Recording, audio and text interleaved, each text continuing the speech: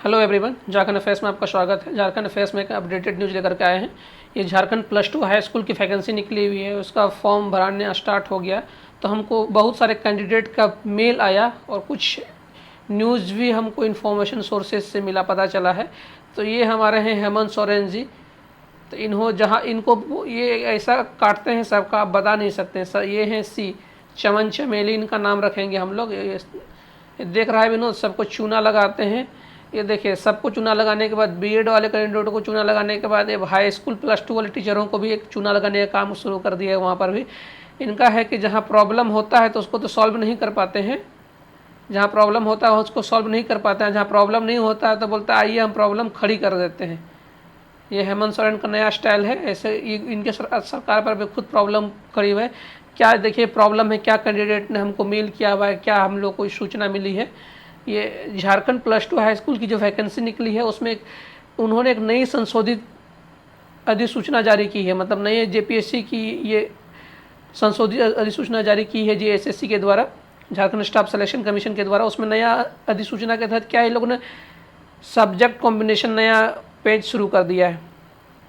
Subject combination, इनका अपना दिमाग कहीं नहीं होगा, ये कहीं पीछे से सेक्रेटरी लोग का दिमाग है, आईएएस आईपीएस मतलब एडमिनिस्ट्रेशन लेवल का किसी का दिमाग है। इस दिमाग के पीछे का आपको लॉजिक समझाएंगे। बहुत ऐसे कैंडिडेट हैं, इस चक्कर में लगभग झारखंड के 1.5 से 2 lakh candidate Jharkhand high school के बहाली में फॉर्म भर ही नहीं पाएंगे। इसमें क्या क्या कॉम्बिनेशन इन्होंने शुरू किया है।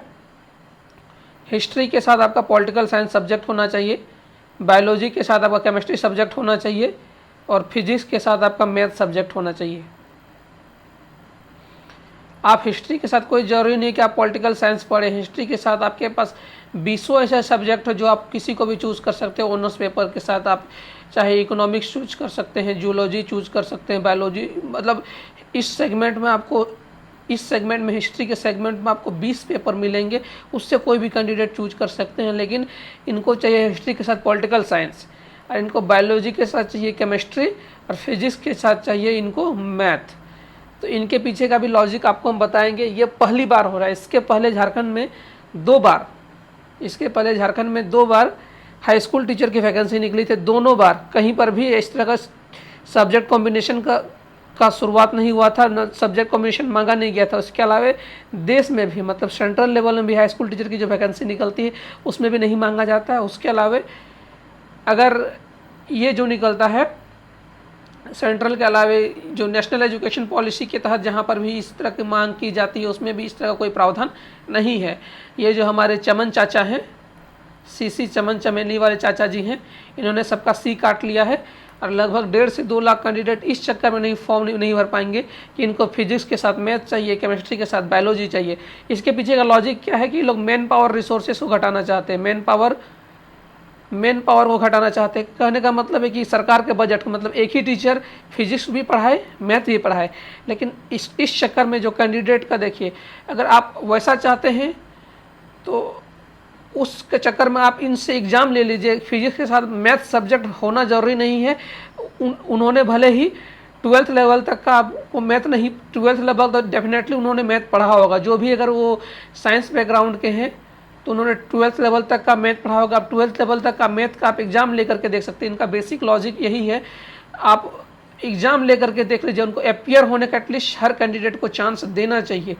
अपीयर होने का तो मेरिट लिस्ट में आते हैं तो उनकी ये है, जैसे अगर एक कैंडिडेट है फिजिक्स के साथ जिनके पास मैथ है और एक कैंडिडेट है जिसके पास फिजिक्स के साथ मैथ नहीं है, कोई दूसरा और सब्जेक्ट है, दोनों को इस पेपर में अपीयर होने का चांस मिलना चाहिए। और देखना चाहिए कि दोनों में से किसका स्कोर ज़्यादा है और उसको सिलेक्शन में लेना चाहिए। इस सीधा इस वाले कैंडिडेट को जिसका फिजिक्स के साथ मैथ नहीं है उनको हटा दे रहे हैं कि अपीयरेंस के चांस को ही इनको हटा दे रहे हैं। मतलब डायरेक्ट इनको अपीयर करने से ही हटा दे रहे हैं। ये चांस बहुत बड़ा, मतलब एक तरह का ये है, मतलब ये चाहते हैं कि जो फिजिक्स के साथ जो मैथ है वो मैथ को ही पढ़ा सकते हैं। तो आप इस गलतफहमी में कभी नहीं रहें कि जो जिनका मैथ सब्जेक्ट लिया है वही मैथ पढ़ा सकता है, कोई ज़रूरी नहीं है।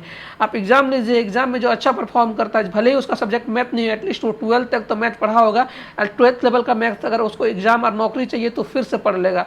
कोई ज़रूरी नहीं है कि उसको डिग्री में मैथ पढ़ना है, उसको अलग से डिग्री में एक पेपर भी मैथ पढ़ा होगा तो वो उससे भी काम चला सकता है, बेसिक मैथ से भी काम चला सकता है एग्ज़ाम के लिए। लेकिन नहीं, इनको पेपर में ही मतलब उनको ग्रेजुएशन का पेपर में ही उनको मैथ का पेपर चाहिए। उसी तरह हिस्ट्री के साथ भी उनको पॉलिटिकल साइंस चाहिए। आप हिस्ट्री के साथ पॉलिटिकल साइंस का आप एग्ज़ाम लीजिए, हिस्ट्री के हर वो कैंडिडेट को अपियर होने का मौका दीजिए जिन्होंने हिस्ट्री ऑनर्स पेपर रखा, उनके साथ भले ही उसका कोई भी सब्जेक्ट कॉम्बिनेशन हो, अगर वो मेरिट लिस्ट में आता है हिस्ट्री को, भले वो बाद में ट्यूशन पढ़ करके कहीं से भी करे, जैसे भी वो अपियर करके करे, भले एक कैंडिडेट ऐसे होंगे हिस्ट्री के साथ जिनका जियोलॉजी होगा, एक कैंडिडेट ऐसे होंगे हिस्ट्री के साथ जिनका पॉलिटिकल साइंस होगा।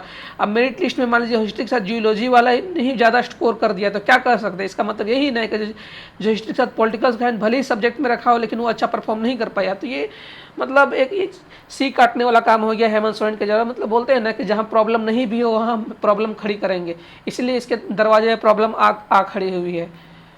मतलब देखिए हिस्ट्री के साथ इनको पॉलिटिकल साइंस चाहिए, मतलब ये हर सब्जेक्ट में आपके पास 10 से 20 कॉम्बिनेशन के सब्जेक्ट होते हैं। स्टूडेंट अपने इंटरेस्ट के आधार पर अपना साइड मोड़ लेते हैं या फिर लॉन्ग टर्म का सोचने के आधार पर, मान लीजिए कोई कुछ समय बाद उस सेक्टर में नहीं कर पाता है तो फिर अपना राह मोड़ लेते हैं, फिर वापस आते हैं। इस तरह का कारणों को सोचते, ये थोड़ा सा इन लोगों को कोई थोड़ा सा ये एडमिनिस्ट्रेटिव दिमाग लगाए हुए हैं मैन पावर को घटाने के लिए, एक टीचर से दो सब्जेक्ट का करवाने के लिए। इस चक्कर में जो कैंडिडेट खुश हो रहे हैं वो खुश ज़्यादा ना हो, क्योंकि उनको भी 2 सब्जेक्ट के लिए एकदम ऑनर्स पेपर जैसा तैयारी करना पड़ेगा। आप ऑनर्स पेपर समझ रहे हैं ना, जैसे आप हाई स्कूल के लिए या +2 पेपर के लिए आपको 2 सब्जेक्ट, जैसे आपका एक मेन पेपर होता है उसी की तरह आपको 2 मेन पेपर रखना पड़ेगा। आप जैसे आपके साथ अगर हिस्ट्री के साथ पॉलिटिकल साइंस है तो समझ लीजिए कि आपके पास 2 मेन पेपर है, मतलब आपका भी काटा जा रहा है और इनका तो काटा जा ही रहा है। और जो आप लोग खुश हो रहे हैं कि हम लोग का ये घट गया है, कंपटीशन घट गया है, उस फिराक में ना रहे, आपको 2 ऑनर्स पेपर की लगभग बराबर की आपकी तैयारी करनी पड़ेगी, तो उस फिराक में कभी ना रहे। और ये हमारे हेमंत सीसी को अब हम लोग क्या कहें, चमन चमेली जी को इनको क्या कहें, इनके पास तो अब इनका जहाँ पर बीएड वालों का तो काटा हुआ ही है, हाई स्कूल टीचर वालों का भी काटा है। और जो हमारे चैनल के लिए नए हैं जरूर लाइक शेयर और सब्सक्राइब कर दें, हमारे साथ जरूर से जरूर जुड़े, इस वीडियो को ज़्यादा से ज़्यादा शेयर करें और आपकी क्या राय है कमेंट सेक्शन में दें। और इस वीडियो को देखने के लिए आपका बहुत बहुत धन्यवाद।